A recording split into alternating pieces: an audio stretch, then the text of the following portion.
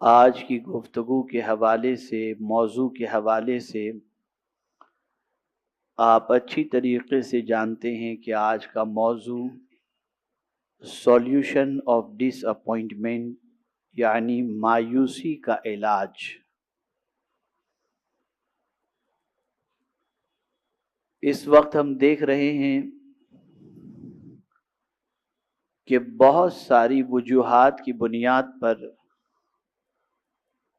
بہت سارے لوگ مایوسی کے شکار ہو جاتے ہیں اور پھر یہی مایوسی انہیں ڈپریشن کی طرف لے جاتی ہے، اور کبھی کبھی ڈپریشن کی شدت اتنی بڑھ جاتی ہے کہ انسان سوسائڈ اور خودکشی کی طرف بڑھتا ہوا نظر آتا ہے۔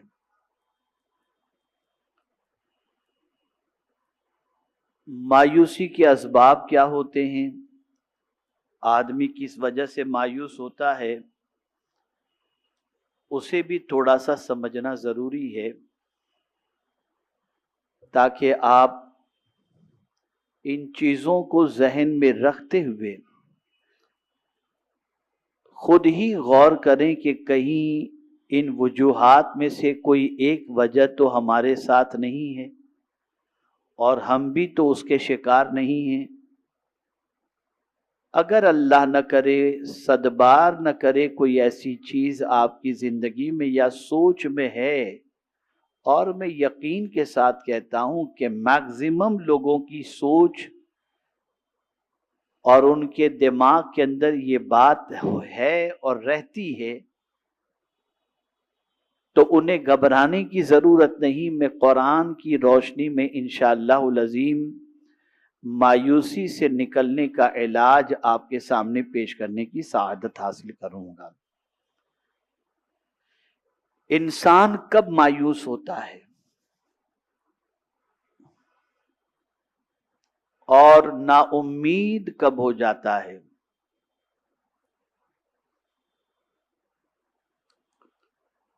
تو میرے پیارے آقا صلی اللہ تعالی علیہ وسلم کے پیارے دیوانوں،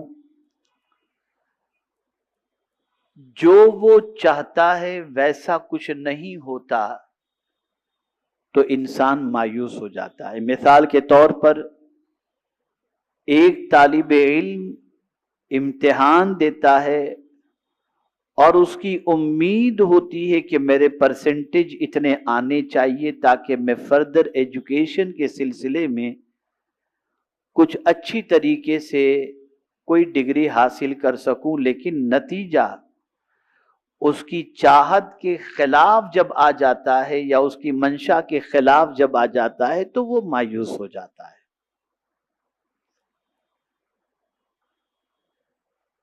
اسی طریقے سے آپ دیکھیں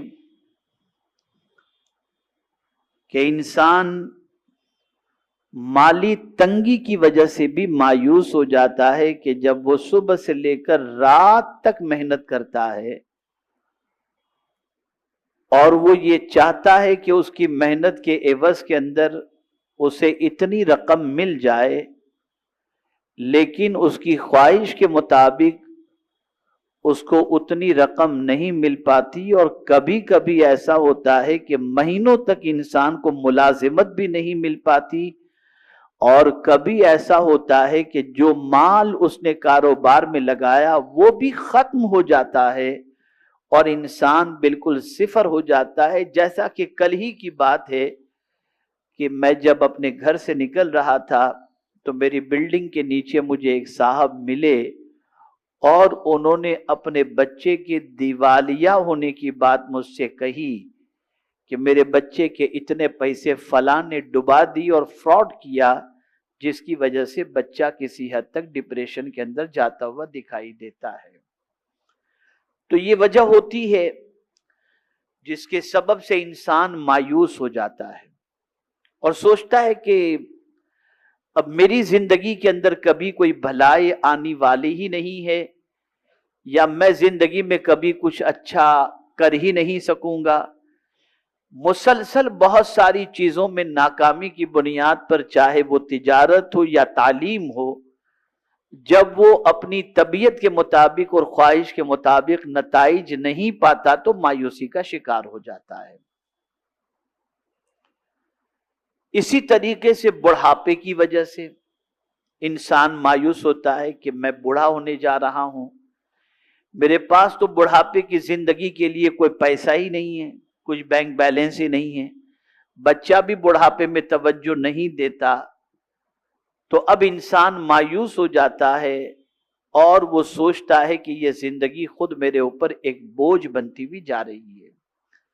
ایسے ہی بیماری کی وجہ سے انسان مایوس ہو جاتا ہے، کوئی بیماری لگ گئی تو آدمی سوچتا ہے کہ میں شاید اس بیماری سے باہر نہ نکل سکوں اور اسی میں میری موت واقع ہو جائے، اور بیماری کے سلسلے میں ہزارہا علاج اور کوششوں کے باوجود جب اس کی صحت ٹھیک نہیں ہوتی تو وہ انسان مایوس ہوتا ہوا دکھائی دیتا ہے۔ ایک اور وجہ بھی ہے، کسی باپ کا ایک ہی بیٹا تھا، اسے اللہ نے لے لیا، تو اس بچے کے جانے کی وجہ سے بھی وہ انسان مایوس ہو جاتا ہے کہ اب میرے بڑھاپے کا سہارا میرے پاس سے چلا گیا۔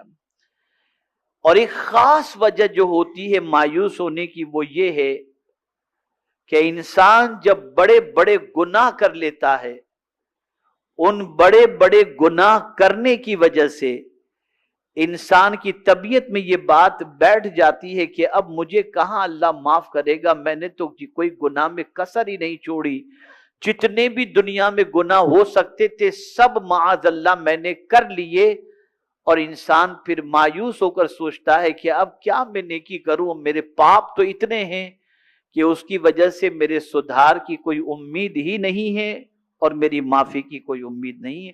یہ چند وجوہات ہیں جس کی بنیاد پر انسان مایوسی کا شکار ہوتا ہے اور مایوسی کے دلدل میں پھنس جاتا ہے۔ میرے پیارے آقا صلی اللہ علیہ وسلم کے پیارے دیوانوں، سب سے پہلے میں ایک چیز بتا دوں کہ مایوس ہونا یہ کس کی صفت ہے؟ تو قرآن نے کہا وَمَن يَقْنَطُ مِن رَحْمَتِ رَبِّهِ إِلَّا الضَّالُّونَ، اللہ کی رحمت سے وہی مایوس ہوتا ہے جو گمراہ ہے۔ جو گمراہ ہوتا ہے وہ اللہ کی رحمت سے مایوس ہوتا ہے۔ اسی طریقے سے میرے پیارے آقا صلی اللہ تعالی علیہ وسلم کے پیارے دیوانوں، رب قدیر جل جلالہ نے ارشاد فرمایا لا یسم الانسان من دعاء الخیر وَإِن مَسَّهُ الشَّرُّ فَيَئُوسٌ قَنُوطٌ، آدمی بھلائی مانگنے سے نہیں اکتاتا، بھلائی مانگنے سے نہیں اکتاتا۔ وہ جب صبح ہوتی ہے مولا یہ عطا فرما دے، میں تو بہت ساروں کو جانتا ہوں اور دیکھتا ہوں کہ صبح اٹھنے کے بعد اپنی مرضی کے ٹائم پہ نماز پڑھتے ہیں فجر کی، یہ نہیں کہ فجر کے ٹائم پہ پڑھتے ہو، 10 بجے اٹھیں گے، 8:30 بجے اٹھیں گے، نہائیں گے، دھوئیں گے، وضو کریں گے، نماز پڑھیں گے، پھر لوہے قرآنی دیکھیں گے، پھر مال کی برکت کے لیے جو کچھ وظیفے ہیں وہ پڑھیں گے، مال ہی کے لیے سب کچھ دیکھیں گے، پڑھیں گے، کریں گے، ساری چیزیں کون کون سا وظیفہ مال کی برکت کے لیے سب پڑھ لیں گے، اور پڑھنے کے بعد دعا کریں گے، پھر نکلیں گے۔ ماں زندہ ہے تو ماں کے پیر چومیں گے، ماں سے کہیں گے ماں دعا کر اللہ کامیاب کرے، اور گھر سے وہ نکلتا ہے۔ قرآن کہتا ہے بے شک، قرآن کہتا ہے لا یسم الانسان من دعاء الخیر، آدمی بھلائی مانگنے سے نہیں اکتاتا، بہت مانگتا ہے، اور کوئی برائی پہنچے تو نا امید آس ٹوٹا، یعنی اگر وہ بھلائی مانگ رہا ہے اور ساری چیزیں مانگ رہا ہے لیکن اسے بھلائی نہیں پہنچ پاتی تو کیا ہوتا ہے؟ وہ مایوس ہی نہیں ہوتا بلکہ آس ٹوٹا، فَيَئُوسٌ قَنُوطٌ قرآن نے کہا ہے، وہ ایسا اللہ سے آس توڑ بیٹھتا ہے، سوچتا ہے میرا تو کبھی بھلا ہونے والا ہی نہیں، آس توڑ کر کے بیٹھ جاتا ہے۔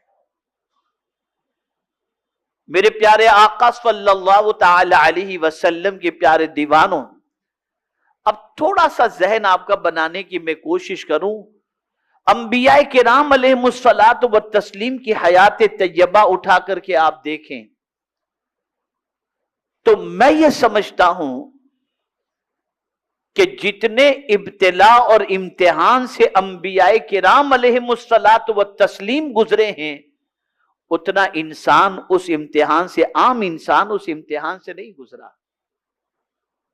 لیکن کوئی ایک بات بھی آپ بتا دیں کہ کبھی انبیاء نے اللہ سے آس توڑی ہو، اللہ سے نا امید ہوئے ہوں؟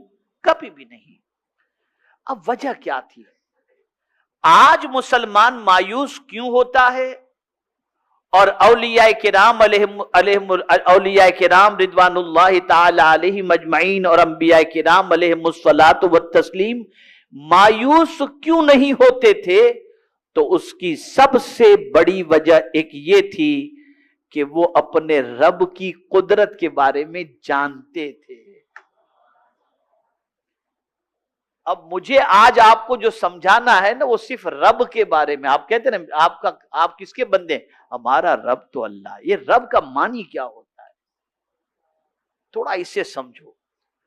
اور میں سمجھتا ہوں کہ اگر آپ نے آج رب کا مطلب سمجھ لیا اور رب کا معنی سمجھ لیا تو مجھے یقین ہے کہ حالات کیسے ہی کیوں نہ ہوں، آپ انشاءاللہ کبھی مایوس نہیں ہوں گے اور نا امید نہیں ہوں گے. میرے پیارے آقا صلی اللہ علیہ وسلم کے پیارے دیوانوں،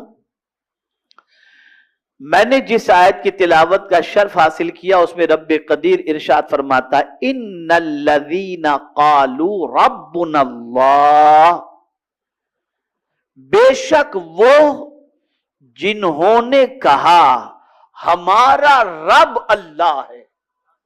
کیا کہا؟ بولیے، ہمارا رب اللہ ہے. اتنا کہنے پر کام ختم ہو گیا؟ نہیں. ثم استقاموا، پھر اس پر جم گئے، پھر اس پر قائم رہے، ڈگمگ نہیں ہوئے، ہلے نہیں اپنی جگہ سے. جب اس کو کہہ دیا کہ ہمارا رب اللہ ہے اور پھر اس پر جم گئے، قائم رہے، تو اب اس کے بعد کیا ہوگا؟ اللہ ارشاد فرماتا ہے، اس کو میں بعد میں عرض کروں گا. سب سے پہلے تھوڑا سا رب کس کو کہتے ہیں اور رب کا معنی کیا ہے اسے تھوڑا سا سمجھا دوں، ایمان انشاءاللہ تازہ ہو جائے گا. میرے پیارے آقا صلی اللہ علیہ وسلم کے پیارے دیوانوں، رب کے معنی تین ہوتے ہیں: مالک، سردار اور پالنے والا. رب کا مطلب کیا ہوتا ہے؟ مالک، سردار اور پالنے والا. مالک، اللہ اللہ. آپ سے کوئی کہے یہ کار کس کی، اگر اس کار کا مالک کون ہے، اگر وہ کار آپ کی ہے تو آپ کہیں گے اس کار کا مالک میں ہوں. گھر کے بارے میں جو آپ کا خود کا گھر ہے، کوئی پوچھے اس گھر کا مالک کون ہے، آپ کہیں گے میں ہوں. لیکن میرے پیارے آقا صلی اللہ تعالی علیہ وسلم کے پیارے دیوانوں، اللہ کے مالک بنانے سے آپ مالک ہوئے. اللہ اگر آپ کو دولت نہ دیتا تو آپ گھر کے مالک نہ ہوتے. اللہ عز و جل اگر آپ کو مال نہ دیتا تو آپ کار کے مالک نہ ہوتے. لیکن یہاں یہ بھی سمجھ لو، آپ ٹیمپرری مالک ہیں، پرماننٹ نہیں. آپ ٹیمپرری مالک ہیں، پرماننٹ نہیں. جہاں آپ کی پوزیشن خستہ ہوئی، آپ نے کسی کو بیچ دیا، اب مالک کوئی اور ہو گیا. اب مالک کوئی اور ہو گیا. پتا چلا کسی بھی چیز کا کوئی دنیا میں بھی اگر مالک ہے تو وہ انسان اگر مالک ہے تو ٹیمپرری مالک ہے اور اللہ کی عطا سے مالک ہے. لیکن ایک سوال میں آپ سے پوچھتا ہوں، اگر آپ سے کوئی پوچھے زمین کا مالک کون، کیا جواب دیں گے آپ؟ آسمان کا مالک کون؟ سورج کا مالک کون؟ چاند کا مالک کون؟ یہ اللہ کی ملکیت ٹیمپرری ہے یا پرماننٹ ہے؟ اور کسی نے اس کو مالک بنایا یا خود سے وہ مالک ہے؟ خود سے مالک ہے.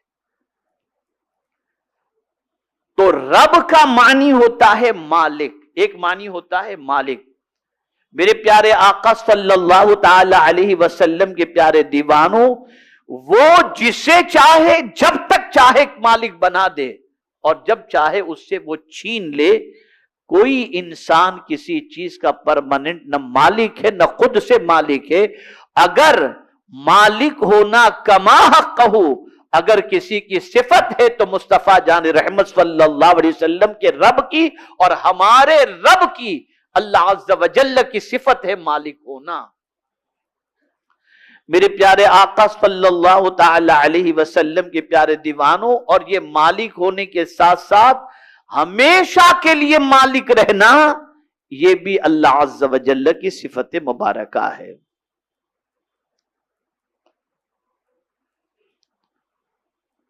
میرے پیارے آقا صلی اللہ تعالی علیہ وسلم کے پیارے دیوانوں، اب دوسرا معنی رب کا ہوتا ہے سردار. میرے پیارے آقا صلی اللہ تعالی علیہ وسلم کے پیارے دیوانوں، سردار کا معنی کیا ہوتا ہے؟ جو بلند مرتبہ رکھے. سردار کا معنی کیا ہوتا ہے؟ بولیے. جو بلند مرتبہ رکھے. اسی لیے ہر ایرے گیرے کو سردار نہیں کہا جاتا. جو سب میں بلند مرتبہ رکھتا ہے اسے بولیے، اسے سردار کہا جاتا ہے نا. جو سب میں بلند و بالا مقام رکھے اسے سردار کہا جاتا ہے. ہم بھی تو کہتے ہیں نا کہ اللہ تعالی، کہتے ہیں نا اللہ تعالی. تعالی کے معنی بلندی کے. تو دنیا میں جتنوں کو بلند مرتبہ ملا وہ اللہ کی عطا سے ملا ہے. اسی لیے قرآن کہتا ہے قل اللہم مالک الملک تؤتی الملک من تشاء وتنزع الملک ممن تشاء وتعز من تشاء وتذل من تشاء بيدك الخير انك على كل شيء قدیر. میرے پیارے آقا صلی اللہ علیہ وسلم کے پیارے دیوانوں، اللہ جسے چاہے ملک کا مالک بنا دے، جسے چاہے عزت عطا فرما دے، جسے چاہے ذلت عطا فرما دے. سب کچھ اس کے دستے قدرت میں ہے. ہر کوئی اگر دنیا میں کوئی انسان اگر بڑا ہے اور بلند مرتبہ ہے تو وہ کبھی یہ نہ سمجھے کہ میں پرماننٹ بلند مرتبہ رہوں گا. یہ ذہن میں رہے. سرداری سب کی پرماننٹ نہیں ہے. پرماننٹ اگر کوئی سرداری ہے تو صرف میرے رب قدیر جل جلالہ کے سرداری. اس کی سرداری ہمیشہ سے ہے اور اس کی سرداری ہمیشہ رہے گی. میرے پیارے آقا صلی اللہ تعالی علیہ وسلم کے پیارے دیوانوں، اب میں انشاءاللہ العظیم رب کا معنی آپ کو سمجھاتا ہوں. تیسرا معنی جو ہے نا وہ بہت سمجھنے کے لائق ہے، آپ کا ایمان تازہ ہوگا. رب کا تیسرا معنی ہے پالنے والا. کیا ہے معنی؟ رب کا معنی کیا ہے؟ پالنے والا. اور یہی زیادہ تر دنیا جانتی بھی ہے اور دنیا پالنے والا اپنے رب ہی کو سمجھتی ہے. اب پالنے والا کہا، اب اس کو میں تھوڑا سمجھاتا ہوں انشاءاللہ. کس کو پالنے والا؟ کس کو پالنے والا؟ انسان کو پالنے والا؟ کیا جانور ہی کو پالنے والا؟ نہیں. قرآن کہتا ہے الحمدللہ رب العالمین. سارے عالم کو پالنے والا اللہ ہے. جتنے بھی عالم ہیں سب کا پالنے والا اللہ ہے. سب کا پالنے والا اللہ عز و جل ہے. میرے پیارے آقا صلی اللہ تعالی علیہ وسلم کے پیارے دیوانوں، سارے جہانوں کا پالنے والا اللہ ہے. اب ہم سوچتے یہ کب سے پال رہا ہے؟ جب سے جہاں کو پیدا کیا تب سے پال رہا ہے. اور جب تک جہان رہیں گے اللہ پالتا رہے گا. طاقت دیکھیے، رب کا معنی سمجھیے. آپ مایوسی سے نکل آئیں گے انشاءاللہ. آپ کے دل و دماغ سے جتنے بھی منفی تصورات اور تخیلات ہیں وہ سب ختم ہو جائیں گے. جب آپ نے کہہ دیا کہ اللہ ہمارا رب ہے تو رب کا معنی سمجھ لیجئے، پالنے والا۔ اور کب تک پالنے والا؟ کس کا پالنے والا؟ تو میرے پیارے آقا صلی اللہ علیہ وسلم کے پیارے دیوانوں، جب سے عالم ہے اور جب تک رہے گا اس کی ربوبیت کی بارش ان پر ہوتی رہے گی۔ اب پالنے کا انداز بھی میں آپ کو بتا دوں، کس طرح پالنے والا، کس طرح وہ پالتا ہے۔ میرے پیارے آقا صلی اللہ علیہ وسلم کے پیارے دیوانوں، ہر طرح اور ہر نوعیت سے پالنے والا۔ اب اس کو یوں سمجھو کہ دنیا کے ظاہری پالنے والوں کی تربیت اس وقت شروع ہوتی ہے جب وہ چیز پہلے بن کر آ جائے۔ مثال کے طور پر ایک باپ اپنے بیٹے کو پالتا ہے، ایک ماں اپنے بیٹے کو پالتی، لیکن پالتی کب ہے؟ بہت اہم نقطہ ہے۔ پالتا باپ کب ہے اور پالتی ماں کب ہے؟ جب وہ بیٹا پیدا ہو جاتا ہے نا، اس کے بعد وہ پالتا ہے، اس کے بعد وہ پالتی ہے۔ لیکن اے میرے کریم تیری عظمتوں پر قربان، ماں کے پیٹ میں جب بچہ رہتا ہے وہاں کون پالتا ہے؟ تو مولا پالتا ہے۔ وہاں کون غذا پہنچاتا ہے؟ اللہ پہنچاتا ہے۔ آپ ذرا سوچو، ابھی ماں پال نہیں پا رہی ہے، اس سے پہلے مولا اسے پال رہا ہے۔ باپ پالنے کی ذمہ داری نہیں لیا، اس سے پہلے پروردگار جل جلالہ اس کو پال رہا ہے۔ میرے پیارے آقا صلی اللہ تعالی علیہ وسلم کے پیارے دیوانوں، اس کو بہت اچھی طریقے سے آپ سمجھیں۔ اور پالنے کی بھی ایک مدت ہوتی ہے، بہت جلد وہ ختم بھی ہو جاتی ہے، اور خاص قسم کی تربیت ہوتی ہے، عام نہیں ہوتی، اور خاص خاص کی تربیت ہوتی ہے۔ ہر ایک کو کوئی نہیں پالتا، ہر ایک کو کوئی نہیں پالتا۔ دیکھو دنیا میں سب سے بڑے پالنے والے ماں باپ مانے گئے ہیں، جس کے متعلق رب قرآن پاک میں فرماتا ہے کما ربیانی صغیرہ۔ دوسروں کی تربیت ان سے کہیں کم ہے، یعنی دوسرے اگر پالنا چاہیں، ایک باپ اپنے بیٹے کو جس طریقے سے پالتا ہے، ماں اپنے بیٹے کو جس طریقے سے پالتی ہے، دوسرے اس طریقے سے اس بچے کو نہیں پالیں گے جیسے ماں باپ پال سکتے ہیں۔ تو دوسروں کا پالنا دوسرے بچوں کو یہ تھوڑا سا کم ہوگا۔ اللہ اکبر، اللہ اکبر۔ میرے پیارے آقا صلی اللہ تعالی علیہ وسلم کے پیارے دیوانوں، اب پروردگار کے پالنے کا انداز دیکھیں۔ بچہ ماں کے پیٹ میں تھا تو وہاں بھی اللہ پال رہا تھا، اور جیسے ہی بچہ پیدا ہوا، قربان میرے رب کی عظمت پر، بچہ پیدا بعد میں ہوتا ہے، ماں کے سینے میں اللہ دودھ پہلے پیدا کر دیتا ہے۔ کیا پالنے کا انداز ہے میرے کریم کا، کیا پالنے کا انداز ہے، کس طریقے سے پال رہا ہے۔ میرے پیارے آقا صلی اللہ تعالی علیہ وسلم کے پیارے دیوانوں، ماں نے صرف یہ کیا کہ رب کا دیا ہوا دودھ ہی اس بچے کے منہ میں دے دیا۔ اسی دودھ کے پیٹ میں پہنچنے کے بعد ماں پھر بے تعلق ہو گئی۔ قربان جائیے، ماں نے بچے کو دودھ پلا دیا، اب بچہ سو رہا ہے، ماں تو اپنے کام میں لگ گئی۔ توجہ چاہوں گا نقطے پر توجہ چاہوں گا۔ ماں نے بچے کو دودھ پلا دیا، اب دودھ پلانے کے بعد ماں لگ گئی کام میں، کھانا پکا رہی ہے، دوسرے کام میں مصروف ہے، نیند آ گئی تو سو گئی۔ اب اس ننھے سے بچے کو کون پال رہا ہے؟ مولا پال رہا ہے۔ اس ننھے سے بچے کو کون پال رہا ہے؟ ماں کے پالنے کی مدت بڑی کم رہی، لیکن قدرت کے پالنے کا معاملہ بڑا عظیم رہا۔ یہاں ایک میں آپ کو حدیث شریف سنا دوں۔ کبھی کبھی ایسا ہوتا ہے کہ انسان ٹھوکر کھاتا ہے اور مر جاتا ہے،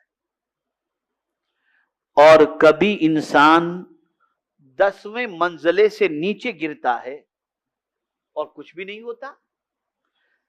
ایک انسان ٹھوکر لگی اور مر گیا، اور ایک انسان 10 منزلے سے نیچے گرا اور محفوظ ہے، تو آدمی کہتا ہے کہ بچ گیا۔ بچا نہیں، خدا نے بچایا ہے۔ یہ بچا نہیں ہے، یہ رب نے بچایا ہے۔ میرے پیارے آقا صلی اللہ علیہ وسلم کے پیارے دیوانوں، اسی طریقے سے اللہ کے پالنے کا ایک اور انداز بھی آپ دیکھ لیں۔ دودھ تو پیٹ میں پہنچ چکا، لیکن اس میدے کے اندر ہضم کی طاقت کون پیدا کرتا ہے؟ اگر میدا خراب ہو گیا تو بچے کی طبیعت بگڑ جائے گی. کون ہے جو میدے کے اندر اس دودھ کو ہضم کی صلاحیت عطا فرماتا ہے؟ یہ میرا پروردگار ہے. میرے پیارے آقا صلی اللہ تعالی علیہ وسلم کے پیارے دیوانوں، پھر دودھ کا بہانہ بھی دور. یعنی اب بچہ 2 سال کا ہوا تو ماں نے دودھ پلانا بھی چھوڑ دیا. غرضے کہ بچہ جس قدر بڑھتا گیا ماں کی پرورش گھٹتی رہی. جملے پر توجہ چاہوں گا. بچہ جیسے جیسے بڑھتا رہا ماں کی پرورش گھٹتی رہی. اس کو میں سمجھاتا ہوں آپ کو. بچہ 2 سال کا تھا، 2 سال تک ماں نے دودھ پلایا. پھر اس کے بعد بچے کو ماں ہاتھ سے کھانا کھلانے لگی. اب بچہ بڑھ رہا ہے نا، بیٹا اپنے ہاتھ سے کھانا سیکھ لے، میں تجھے کب تک کھلاؤں گی. آئے ایک ماں اپنے بچے سے کہتی ہے بیٹا اب تو کچھ اپنے ہاتھ سے کر لے، میں کب تک تجھے کھلاؤں گی. اور ماں پالنے کا ہاتھ کھینچ لیتی ہے اور بچہ کھانا اپنے ہاتھ سے شروع کرتا ہے. بڑا پیارا جملہ ہے. بچہ بڑھتا جاتا ہے، پالنے کا سسٹم اور پالنے کا وقت ماں کا کم ہوتا چلا جاتا ہے. اے اللہ تیری عظمتوں پر قربان، بچہ بڑھ رہا ہو یا چھوٹا ہو، تو کبھی پالنے سے اپنے بچے کو، بندے کو نہیں چھوڑتا. بچے کو بھی تو ہی پالتا ہے اور بڑے کو بھی تو ہی پالنے والا ہے. ماں ہاتھ کھینچ لیتی ہے لیکن رب نہیں. رب نہیں. میرے پیارے آقا صلی اللہ تعالی علیہ وسلم کے پیارے دیوانوں، پھر کمال کی بات، جو باپ اپنے بیٹے کو پالا تھا، جس باپ نے اپنے بیٹے کے لیے غذا کا انتظام کیا، جس باپ نے پالنے کے اندر بچے کے لیے کوئی کسر نہیں رکھی، اب وہ باپ ہو گیا بوڑھا. اب باپ ہو گیا بوڑھا تو اب معاملہ الٹ گیا. جو باپ پہلے بیٹے کو پالتا تھا اب بیٹا باپ کی ذمہ داری اٹھاتا ہوا نظر آتا ہے نا. وہی بیٹا جسے باپ نے پالا تھا اب اسی بیٹے سے باپ کی امید وابستہ ہو جاتی ہے کہ بڑھاپے میں میرا یہ بچہ مجھے پالے گا. معاملہ الٹ گیا. اب باپ خدمت کا محتاج ہو گیا، بیٹا خدمت کا محتاج نہیں ہے. میرے پیارے آقا صلی اللہ تعالی علیہ وسلم کے پیارے دیوانوں، اور اگر اسی دوران بچہ مر گیا تو میرے پیارے آقا صلی اللہ تعالی علیہ وسلم کے پیارے دیوانوں، تو پھر تو کسی طرح کا ظاہری تعلق رہا ہی نہیں. پھر کانٹیکٹ ختم. بچہ مرا، کانٹیکٹ ختم. قربان اس رب العالمین کے جو ہم کو باپ کی پیٹھ میں پالے، ماں کے پیٹ میں پالے، بچپن میں پالے، جوانی میں پالے، بڑھاپے میں پالے، تندرستی میں پالے، بیماری میں پالے. جیسے جیسے جو بھی ہمارے حالات بنتے جائیں، جیتے ہیں تو بھی پالتا ہے اور مر جاتے ہیں تب بھی وہی پالنے والا ہے. یہ میرے رب کی ذات. اور سب کو میرے پیارے آقا صلی اللہ علیہ وسلم وہ پالتا ہے. اور قربان جائیے، باپ پالتا ہے تو امید ہوتی ہے کہ بڑھاپے میں سہارا بنے گا.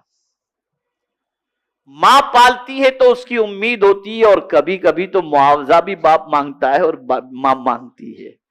اے میرے رب تیری عظمتوں پر قربان، تو اس طرح پالتا ہے کہ ہم سے کچھ مانگتا ہی نہیں کہ میں پال رہا ہوں مجھے کچھ دو. نہیں، اگر بے لوث پالنے والی کوئی ذات ہے تو وہ میرے رب قدیر جل جلالہ کی ذات ہے. میرے پیارے آقا صلی اللہ تعالی علیہ وسلم کے پیارے دیوانوں، پھر ہر طرح پالتا ہے. ہر طرح جسم کے ہر اعضاء کو پالتا ہے. میں یہاں پر ایک حکمت بتاؤں، علماء تشریف فرمائیں، انشاءاللہ کافی لطف محسوس کریں گے اس کے پالنے کے انداز کو. مجھے یہ بتائیے، سر میں جو بال ہیں وہ بڑھتے ہیں کہ نہیں بڑھتے؟ جواب دیجئے آپ. لیکن اس کے پالنے کا انداز کتنا عظیم ہے. وہ ناک کو نہیں بڑھاتا، بال بڑھاتا ہے لیکن ناک نہیں بڑھاتا. آپ مجھے بتاؤ، بال کی طرح روز ناک بڑھتا چلا جائے تو کیا حالت ہوگی؟ لیکن اے کریم تیری عظمتوں پر قربان کہ تو نے کہہ دیا لَقَدْ خَلَقْنَا الْإِنسَانَ فِي أَحْسَنِ تَقْوِيمٍ. کیا پالنے کا انداز ہے، خدا کی قسم آپ دیکھیں تو صحیح، کیا پالنے کا انداز ہے. اور ایک تصور ذہن کے اندر محفوظ کر لو، آپ کو اور ہم کو پیاس لگتی ہے، ہم پانی پیتے ہیں، لیکن یہ یاد رہے پانی کے اندر تاثیر پیدا کرنے والی ذات خدا کی ہے. ورنہ یہ جملہ یاد رکھنا، یہ حدیث شریف ہے، یہ حدیث شریف ہے. بہت سارے لوگ ایسے ہوتے ہیں جو کئی لیٹر پانی پی لیں، پیاس نہیں بجھتی. اور یہ حدیث شریف سن لو، جو لوگ جان بوجھ کر کے نماز قضا کرنے والے ہیں، جب ان کی موت کا وقت قریب آئے گا تو 7 سمندروں کا پانی بھی انہیں پلا دیا جائے، ان کی پیاس نہیں بجھے گی، نہیں بجھے گی. تو پانی کا کام ضرور یہ ہے پیاس بجھانا، لیکن وہ پیاس بھی اسی وقت بجھائے گا جب اللہ عز و جل چاہے گا. آگ کا کام کیا ہے؟ بولیے بولیے، جلانا. اتنی سی چنگاری کبھی کبھی جلا دیتی ہے. ابھی میرے پیر میں تھوڑا سا زخم ہے، ایک چھوٹا سے معاملے کے اندر وہ زخم ہو گیا، تو اب وہ 1 ہفتے سے ہے زخم. اتنی سی چیز سے زخم ہو گیا، جل گیا میرا پیر تھوڑا سا، اتنی سی چیز سے. حضرت ابراہیم علیہ السلام کے لیے اتنی سی آگ نہیں تھی کہ چلو ایک چنگاری یا ایک موم بتی لگا کر کے چھوڑ دی گئی، نہ اگربتی نہیں.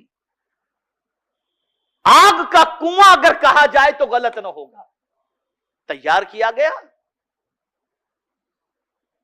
لیکن جب اس آگ میں حضرت ابراہیم علیہ السلام کو حضرت ابراہیم علیہ السلام کو اس آگ میں جب ڈالا گیا، تو اب دیکھیے اللہ نے کیا فرمایا. آگ کو فرمایا یا قلنا یا نارو کونی بردم و سلامن علی ابراہیم. اے آگ، یا نارو کونی بردا و سلامن. بردا کے معنی ٹھنڈک ہوتی ہے، بردا کے معنی ٹھنڈک. کبھی کبھی ٹھنڈک زیادہ بھی ہو تو آدمی پریشان ہو جاتا ہے، ہوتا ہے نا. لیکن میرے رب کی عظمت پر قربان جائیے، کہا یا نارو کونی بردا، اے آگ ٹھنڈی ہو جا، لیکن ایسی بھی ٹھنڈی نہ ہونا کہ میرا ابراہیم ٹھنڈی سے پریشان ہو جائے. وہ سلامتی والی آگ، سلامتی والی ٹھنڈی ہو جا کہ میرے ابراہیم کو کوئی تکلیف نہ ہو. آگ کا کام جلانا ضرور ہے، لیکن وہ اسی وقت جلا سکتی ہے جب میرا مولا چاہے. بڑا عظیم میرا پروردگار ہے، اس کی شان کا کیا کہنا. میرے پیارے آقا صلی اللہ تعالی علیہ وسلم کے پیارے دیواروں، دیکھیں پالتا کیسے. یہ کان ہے نا، یہ ہڈی ہے، لیکن اے کریم تیری عظمتوں پر قربان، اس میں سننے کی طاقت کس نے پیدا کی؟ یہ آنکھ کیا ہے؟ یہ چربی کا ایک چھوٹا سا وہ ہے. ایسا آدمی دیکھتا ہے کہ زمین پر کھڑا رہتا ہے اور آسمان کو دیکھتا نظر آتا ہے. کس نے یہ طاقت عطا کی؟ میں کبھی کبھی اپنی تقریر میں کہا کرتا ہوں، یہ جو بلب جلتے ہیں نا، 5 سال کے بعد یہ لائٹ بند ہو جائے گی، خراب ہو جائے گی، فیوز اڑ جائے گا، کوئی کچھ بھی ہوتا رہتا ہے. بلب خراب ہو گیا بدلو، ٹیوب لائٹ خراب ہو گئی بدلو، ہائیلوجن خراب ہو گیا بدلو. لیکن اس کی مدت بہت لانگ ٹائم کی نہیں ہوتی، 5 سال، 2 سال، 1 سال، 6 سال، 3 سال، بس یہی ہوتی ہے. میرے رب کی عظمتوں پر قربان. لیکن یہ سب جلتی کیسے ہیں؟ کسی نہ کسی کنیکشن کی وجہ سے، کسی نہ کسی کنیکشن کی وجہ سے. اللہ اکبر، میرے رب کی عظمتوں پر قربان جائے. یہ 2 بلب ہماری آنکھوں میں، یہ 2 بلب، کوئی کنیکشن کہیں کا نظر نہیں آ رہا ہے کہ پاور سپلائی ہو رہی ہے کہ کوئی ایسی چیز. یہ 2 بلب لگا دیے. 60 سال کے ہیں تب سے دیکھ رہے، پیدائش سے 60 سال سے دیکھ رہے. پتا چلا انسان کی بنائی ہوئی چیز 2-3 سال میں بگڑ سکتی ہے، لیکن مولا پالنا چاہے تو کسی کی آنکھ کو 100 سال تک بھی پالتا نظر آتا ہے. یہ ہے میرے رب کی ذات. مجھے یاد ہے مفتی اعظم راجستھان حضرت علامہ مفتی اشفاق حسین صاحب علیہ الرحمت والرضوان کو میں نے دیکھا. میرے غالب گمان کے اعتبار سے 80 سال کی ان کی عمر تک تو میں نے ان کو دیکھا ہے. چشمہ نہیں لگاتے تھے، اتنا پاورفل وہ دیکھتے تھے، اتنا پاورفل. تو یہ دیکھنے کی قوت اتنی سی چربی میں کس نے پیدا کی؟ میرے رب نے. ایک گوشت کے ٹکڑے میں بولنے کی طاقت. اب یہ زبان کیا ہے؟ ایک گوشت کا ٹکڑا. لیکن آپ دیکھیے پھڑ پھڑ ہم بھی بول رہے ہیں، آپ بھی بول رہے ہیں، صبح و شام بولتے چلے جا رہے ہیں. یہ کس نے طاقت عطا کی؟ رب نے طاقت عطا کی. میرے پیارے آقا صلی اللہ علیہ وسلم کے پیارے دیوانوں، یہ تو انسان کی بات ہوئی. اب آئیے تھوڑا سا درختوں کے بارے میں سمجھتے. کون پالتا ہے درختوں کو؟ وہ جاتا نہیں بیچارہ درخت اپنی جگہ سے. جہاں درخت ہے وہیں ہے. درخت ہل کے جاتا ہے کہیں؟ کہیں سفر کرتا ہے؟ نہیں، وہ اپنی جگہ پر کھڑا ہے. کون ہے جو اس درخت کو پال رہا ہے؟ کون ہے جو اس درخت کے اندر پھل عطا کر رہا ہے؟ یہ میرے مولا کی ذات ہے، یہ پالنہار حقیقی ذات ہے. میرے پیارے آقا صلی اللہ علیہ وسلم کے پیارے دیوانوں، اسی طریقے سے آپ دیکھیں ہر ایک چیز کے بارے میں غور کرتے چلے جائیں تو آپ کو پتا چلے گا. یہاں بس ایک بات عرض کرتا ہوں، خاص طور پر ذہن کے اندر محفوظ کر لیں. کسان جو ہے کھیت کے اندر بیج بو دیتا ہے، بیج بو دیتا ہے. بارش برسانا رب قدیر کا کام ہے، وہ بارش برسات. اب بتاؤ اس بیج کو کون پالتا ہے؟ اب یہاں بہت پتے کی بات عرض کرتا ہوں، ایمان تازہ ہوگا انشاءاللہ. ایک مضبوط لہیم شہیم جسم والے کو ہم مٹی کے حوالے کرتے ہیں، مر جاتا ہے، بھی کرتے ہیں نا، قبر کے اندر پہنچا دیتے ہیں نا. 1 سال کے بعد قبر کھودو، ہڈیاں ملیں گی، جسم ختم ہے نا. کبھی ایسا ہوا کہ قبر میں آپ انسان کو دفن کر کے نکلے اور 1 سال کے بعد 10 انسان قبر میں نکلتے نظر آئے؟ کبھی دیکھا آپ نے؟ اتنا مضبوط انسان، اسے قبر کے سپرد کر دیا گیا. 1 سال کے بعد آپ دیکھیں گے تو اس کے اندر سے صرف ہڈیاں ملیں گی، سارا جسم ختم. لیکن ایک ننھا سا بیج زمین کے اندر ڈالا گیا، اس زمین کے اندر سے کوپل نکلنی شروع ہوئی، پھل نکلنے شروع ہوئے، درخت بننے شروع ہوئے. یا اللہ، ماجرا کیا ہے؟ انسان کو زمین کھا جاتی ہے، بیج کو زمین پالتی ہے، زمین بیج کا خیال کرتی ہے. وجہ کیا ہے؟ تو رب کا جواب ملے گا، میرے بندے جس زمین کو میں کہتا ہوں پال، وہ زمین پالتی بھی نظر آتی ہے، اور جس زمین کو میں کہتا ہوں کھا لے، وہ زمین کھاتی بھی نظر آتی ہے. پتہ یہ چلا کہ رب قدیر جو چاہے جیسا چاہے اس کے حکم پر زمین بھی کام کرتی نظر آتی ہے، اور وہی در حقیقت پالنے والی ذات ہے.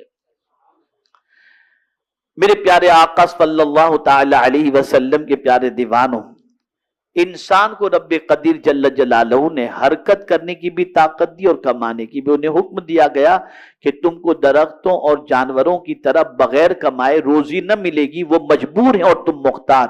گھر سے نکلو اور روزی کماؤ بھی، بیج تم ڈالنا، باقی بارش دھوپ وغیرہ سے تمہاری امداد ہم کریں گے. حضرت انسان بھی جب تک بے دانت والے ناسمجھ بچے رہے تب تک ان کو بھی دودھ پلا کر بغیر محنت کرائے پالا.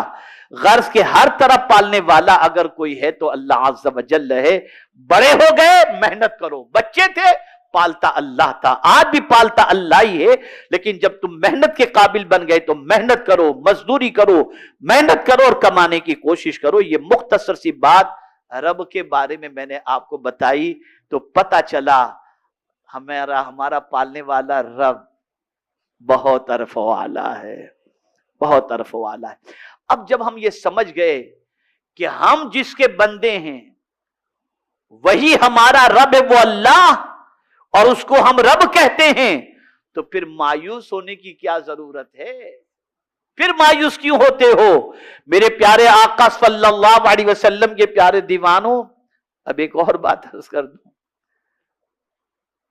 بہت سارے لوگ کبھی کبھی مایوس ہو کر ڈرگ سپلائی کا کام شروع کر دیتے ہیں، حرام کام شروع کر دیتے ہیں، شراب اور جوے کے اڈے شروع کر دیتے ہیں، ایم ڈی کا کاروبار شروع کر دیتے ہیں. مایوس ہو کر نافرمانی کرنا، مایوس ہو کر نافرمانی کرنا، یہ کون کرتا ہے؟ اس کو سمجھ لو. شیطان کا دوسرا نام کیا ہے؟ ابلیس کیا ہے؟ ابلیس شیطان ہی، اس کو ابلیس بھی کہتے ہیں، شیطان بھی کہتے ہیں۔ اب ابلیس کا معنی کیا ہوتا ہے ذرا سن لو۔ ابلیس کا معنی کیا ہوتا ہے؟